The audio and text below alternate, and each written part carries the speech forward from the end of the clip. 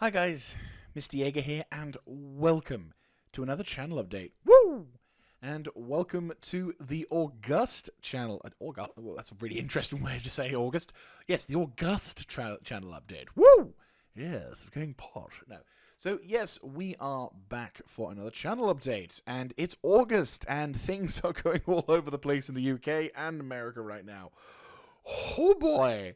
Yeah, the month of July was definitely not a chill one, that's for sure. So, to kind of put a timestamp in this particular video, we've just had the issue going on. Yeah, to be fair, on a more serious note, they've in regards to what's been going on, we've been having that whole issue in Southport with the whole stabbing situation, which, and obviously the couple of riots that have happened since then. So definitely been a bit of an interesting one, to say the least.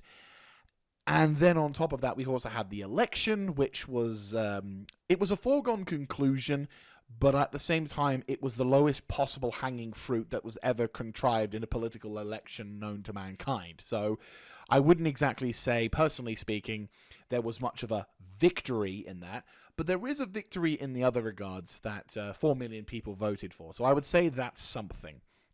But no, just to put the timestamp in the thing, the whole world is at a crazy point. So hopefully by December, optimism and copium flowing at this point, things will have calmed down. It is enough for that, society hasn't gone on the fringe yet. Though I would find it, to be fair, depending on what happens in November, we may decide the rest of the world's fate. We're just saying. Anyway, aside of the timestamps, what happened in July for me? Well, July was a bit of a shit month, if I'll be honest with you, in terms of health, because for about 3/4 of it, only with this week really finally being one that I can actually kind of enjoy now, I basically had a trapped nerve in my back. I won't go super hard on the details, but basically last week of June, I started getting some backache and pains, and I was feeling a bit like, this is really, really sore. It hurts to move. But I kind of dealt with it because I was like, well, it's fine. I just slept on it badly. Maybe if I just, if I take it carefully, don't do anything stupid, I'll be okay. And it just got progressively worse. It got to really serious pain. I couldn't really move properly. It came to a point where I couldn't even stand up. It was just that painful. So I ended up having to be sent home from work. I then had to go to the doctor. Well, with work, I was able to get an appointment really quickly with a GP, with a doctor. They then told me to get some prescription and go to a physio. So I went to the physio, and he decided, after seeing me in my condition, which, to be fair, where I parked, which was like an 8-minute walk from the physio's building, it was only about, let's say, about 8 minutes, 5 to 8 minutes. The time it took me, this is how bad my back was. The time it took me, which was, I said, 5 to 8 minutes, I couldn't stand up when I got there. I couldn't raise my head. I was literally sort of curved in on the door itself, and I was sort of basically almost begging the door to be opened. Very fortuitously, the guy was very kind. He saw me coming. He saw me basically at the door, and he was like, "What the hell? You must be the client." And I'm like, "Yes, I am." And he's like, "Right, I can see you're in a lot of pain. Let's get you upstairs." So he was really helpful.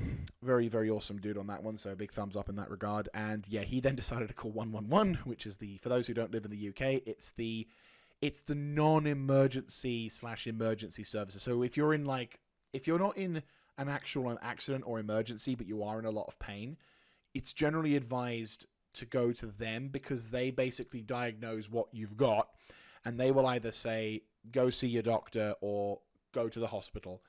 And yeah, if you give them, that's generally the first port of call they want you to do. But yeah, so I called this person, and they sent me to a pharmacy, and then the pharmacy palmed me off, gave me some drugs, and I was like, well, okay, that's not really what I wanted.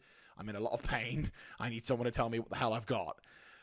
So I finally go to A&E. I go in there, relatively quick service, which is surprising, but time of day.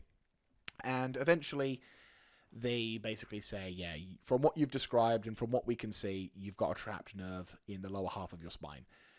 It's not the worst, apparently, because despite my, oh yeah, and the other, apart from, that whole I can't stand upright, apparently it's not worse, because apparently not being able to stand upright, not being able to move around very quickly, and a numbness in your lower spine to the touch, along with your legs, that's not the worst of it. Apparently bowel control and, you'll laugh, I was actually asked about this. It was like, oh, you're suffering from erectile dysfunction. And I'm like, no. Why? I mean, I realize the spine is a very important thing with its nerves and tendons, but I was kind of surprised that was one of the things that was asked. But hey ho, doctor questions. So yes, that was done, and I was like not helpful because I had to go to work. I had to basically tell work I was incapable of working, and so I had to take a couple of weeks off, which really was not what I wanted, to be brutally honest. However, try and stop going. However, I have in the last week or so have gotten to a point where I can walk around now. It can get a bit achy, or if I'm in a position for too long, which is what's happening right now, I have to kind of change posture or positions or something just to try and offset the situation. So I'm going to try and be a little bit more active than I used to be, because I was a bit of a slug in the past, but now I'm going to try and see if I can do a little bit more activity to try and force it to kind of work again. I think, to be fair, both me not doing much when I was, invalided, and the whole I've not really much of my chat. Yeah, so I'm going to be trying to do something a little bit more, because I think where I was working and, traveling around and stuff, I was not as active as perhaps I once was when I was in the actual where I was working. So that's why there was a whole sort of palaver sort of thing. But anyway, so going on from that very long explanation that I tried to keep short and condensed, I am now feeling better than I once was. So apologies for the live streaming lack of at points. But I can actually now do it, and it's all fine, and things are working in that regard. So I am happy about that, at least. Anyway, going on into the streaming, because that was such a brilliant segue. So yes, going back into the live streaming side of things, last week I did an announcement talking about Earth Defense Force, and then almost immediately I pulled out of that game and said, made the post that I made. So to clarify, basically, and also to sort of give an update to the situation, basically I've been wanting to play Earth Defense Force 6, and have been waiting all of the month, to be able to play Earth Defense Force 6. Now, for those who don't know what Earth Defense Force is, it's basically like a B-movie, but everyone's having fun, including the voice actors and actresses in the game. And the concept is you are a random soldier on Earth during an invasion of aliens that they're using large insects and various other devices to try and beat humanity into submission. Now, and you get to use special special bits of gear and equipment, and it's all all over the place, and it's crazy, and it's a fun game. As you may have seen in my live stream sort of segments, I did a playthrough of Earth EDF 5, and it was a lot of fun, and I had a good time with it, and I was really looking forward to playing some more of Earth Defense Force through 6. However, unfortunately, at the time of the launch, I pre-ordered it. Shouldn't have done that, my bad. But at the time of the launch, there was a rather controversial feature which they didn't announce that was in the game until on the store page until the game was released, which is the fact that they're utilizing an Epic Games Store networking system, which requires you to have an Epic Games Store account to be able to play. For this stupid fucking cross-play sort of system. Now, I am no fan of I am no fan of Epic Games Store's policies and systems. I personally do find that their practices and their lackluster of a launcher is shit, to be brutally honest with you, and it infuriates me that they are still doing what they're doing and still sort of being there despite being a crappy product and rather anti-consumer practices for that.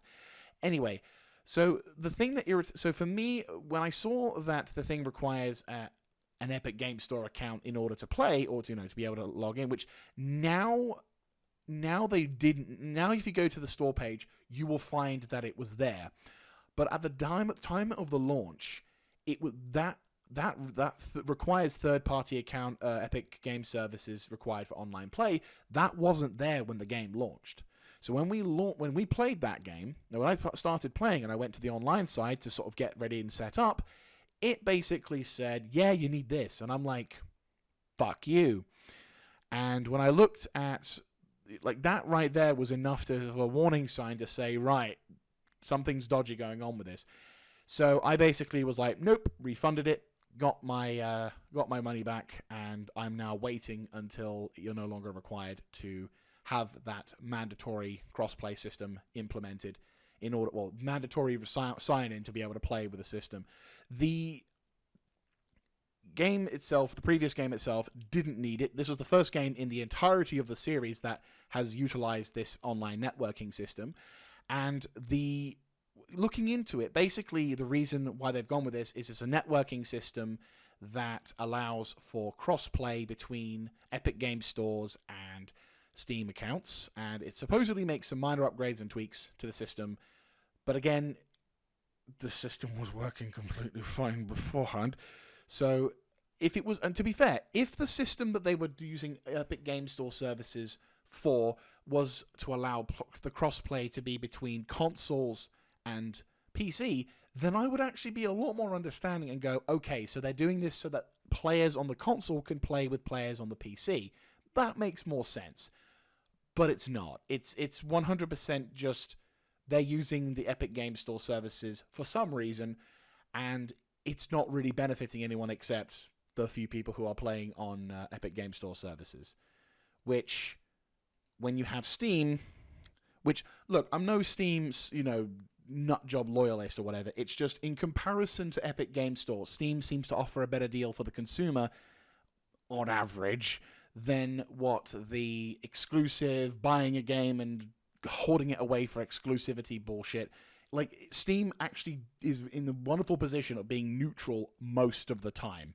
And as such, I very much prefer to use that over something that has actively taken video games that have previously been slotted for Steam and forced them to be exclusive to the betterment of no one and the detriment of everyone.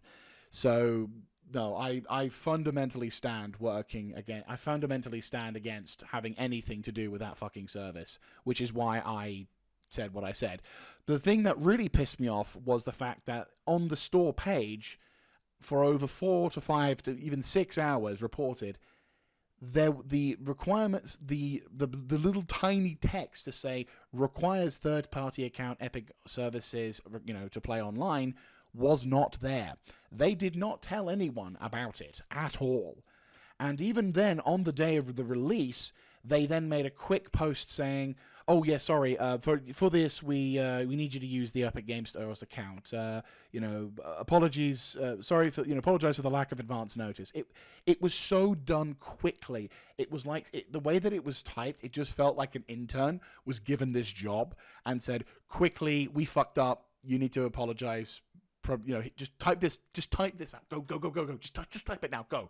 And it didn't feel anything of sincerity. It didn't feel like, okay, things are a bit serious. We need to acknowledge that something didn't quite go to plan, and now we need to make sure that people aren't going to feel like they're being, led on by something. Which the following day, they were like, okay, we get your feedback. We're going to look into this. So at the moment, it says the EDF6 development team is currently reassessing the requirement for users to sign into their Epic Games account.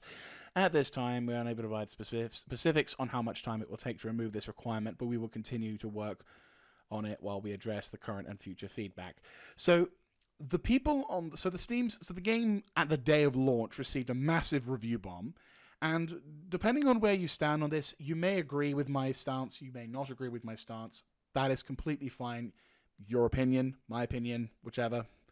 But my particular reasons for it is Epic Game Stores. Fuck them. I don't like them. I don't like their practices. I don't like their launcher. I don't like the style of anti-consumer practices that they've pursued in a bid to try and add on the figure quote exclusivity on that one to diversify the audience or whatever bullshit they're throwing out for it. So that's my opinions on the matter. So not, but that's the point on that one.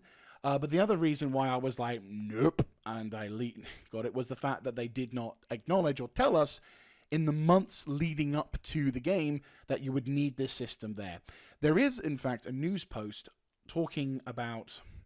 There is a news post that the Epic Game Store people made to sort of talk about, the things that there was like news articles about the game utilizing this new networking system, which you would think they would put into the fucking description or something into the game to say, hey, by the way, this game, when it comes out, is going to be using a different online system.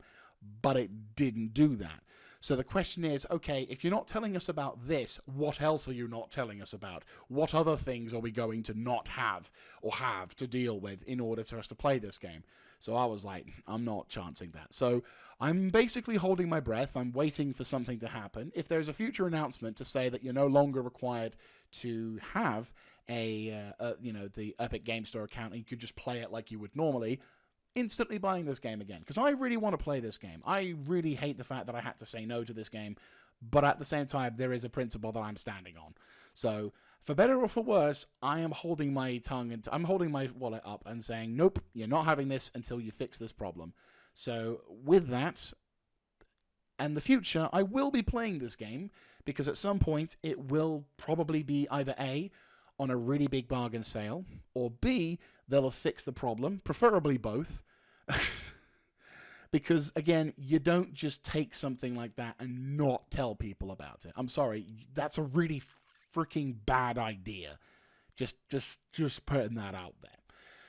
So anyway, long story short, Earth Defense Force 6, it's in the future. It will be something I will be live streaming in the future, but until they fix the problem with it, it's going to be a no from me. But again, if at any point in the near future, over the course of this month, next month, hell, even going towards Christmas, they suddenly go, right, we've removed the thing, you can do that stuff, instantly buying the game, instantly having fun with it. So there you go for that one.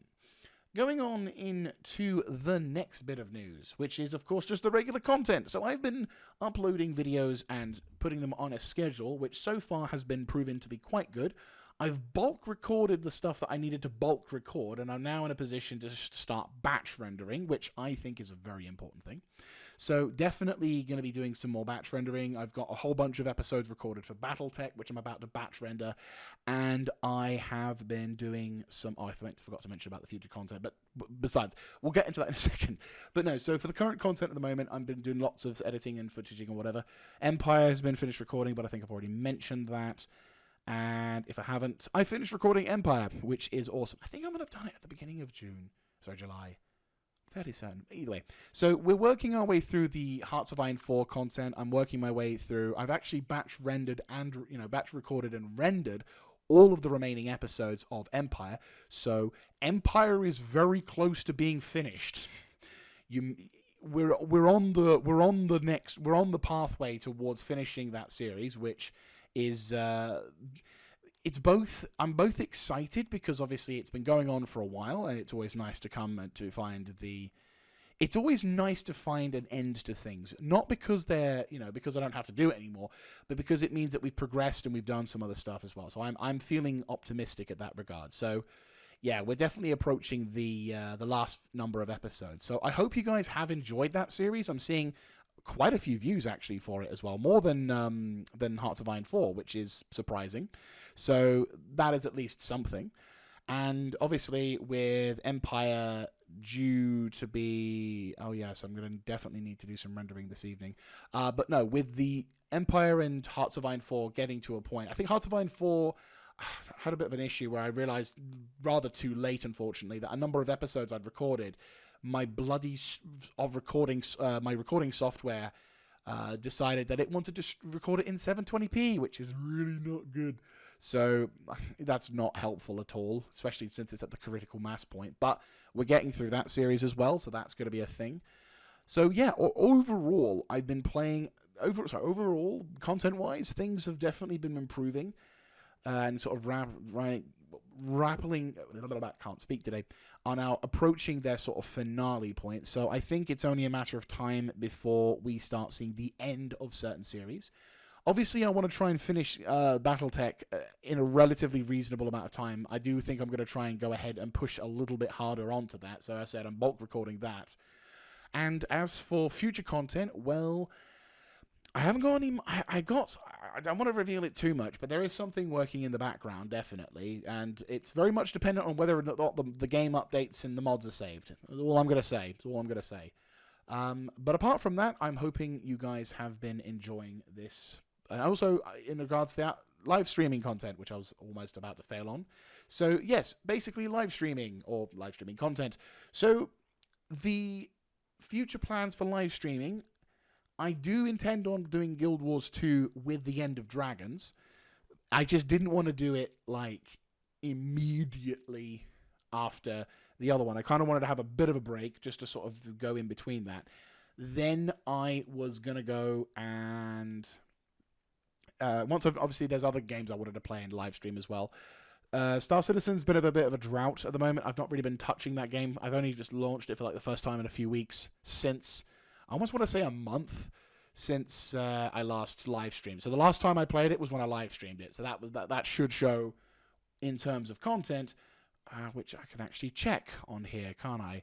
That was streamed on the beginning. Okay, so it's been about a month since I streamed that one, and I instead went on, and for the last live stream, which was on the 25th, it was on Zenless Zone Zero, which is a game that has completely fucking absorbed me. Like, oh my God. That game is, it's so good. I love it. It's my first ever gacha game, but it's not just, it's mainly the combat, the feel of it, and it's also a game that really fucking goes into my head, which is great. Probably the addiction talking now. But it's basically, it's a game that I can hop into and out of, and also use on my Steam Deck, and I can actually enjoy playing it and not feel like it's something that I can constantly work towards and grind up with, and it's not a major strain. So it's not like something I have to go, I have to go do this now. It's just something I can just hop onto, enjoy the time playing, and then move on to the next stage, which I personally am really looking forward to. So overall, I'm feeling quite happy with that. So yeah, no, I'd say that's a pretty good system for that. But no, I am going to wrap things up because it is now over 22 minutes since I started recording this. So I very much need to go to the bathroom, and I'm going to now, with that important information shared, I'm going to wrap this episode up. So, long one today. Possibly the longest channel update I've done for a while, definitely. Not the longest, I'm sure, but I'm sure it's up there. Anyway, I will stop rambling and let you guys live in peace. So, all the best to you. Thank you all very much for your messages, your comments, anything on to do with the channel. I do very much appreciate it, and I look forward to seeing you in the future, in future comments and episodes and other jazz. So yeah, I hope to see you then. This is Mr. Jaeger signing out. Have a good one, guys. Thank you also very much for your support for the channel. It means a lot.